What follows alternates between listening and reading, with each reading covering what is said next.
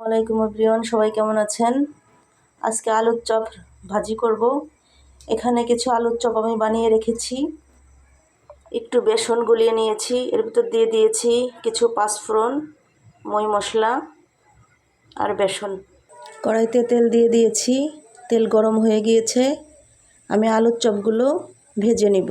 একটা একটা করে আলুর চপ দিয়ে দিব। সবগুলো এভাবে দিয়ে দিব। সবগুলো আলুর চপ দিয়ে দিয়েছি। সবগুলো একটু উল্টিয়ে পাল্টিয়ে দিব।